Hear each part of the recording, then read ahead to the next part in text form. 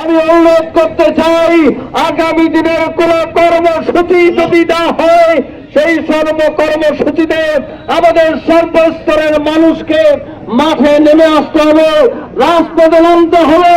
ইসরায়েলের বিরুদ্ধে আমাদেরকে বিক্ষোভ মিছিলের সহমত নয়, বরং জিহাদের প্রস্তুতি গ্রহণ করতে হবে।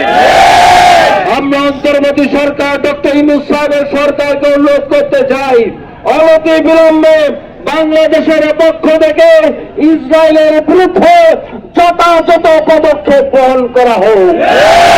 জাতিসংঘকে অনুরোধ করতে চাই, অনতি বিলম্বে ওই ইসরায়েলের কোন দুশ্মনদেরকে তাদের হিংস্র জানোয়ারে থাবা বন্ধ করার কার্যকরী পদক্ষেপ না হোক।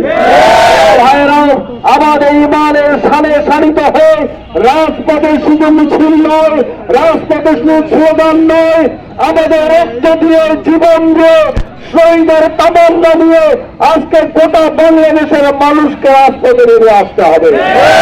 ভাইরা, প্রতিদিন যেভাবে পাখির মতো গুলি করে মানুষকে হত্যা করা হচ্ছে, এটা কোনোভাবেই বরদাস্ত করা যায় না। আমরা দেখছি একই বাবা তার সন্তানকে, 2-3টি শহীদ সন্তানকে বুকে জড়িয়ে ধরে কাটছে।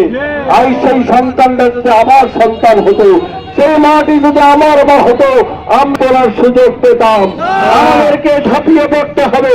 আমরা অন্তর্বর্তী সরকারের কাছে অনুরোধ রাখতে চাই, অনতি বিলম্বে কার্যকর পদক্ষেপ গ্রহণ করুন, নতুবা বাংলাদেশের কোটি কোটি মানুষ আমাদের প্রিয়, আমাদের মা বোনদের প্রতি সম্মান করে রাজপথে নেমে আসবে।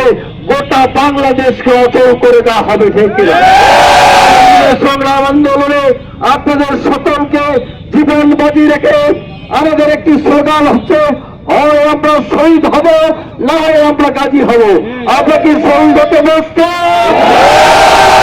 ইসরায়েলের বিরুদ্ধে আন্দোলন করে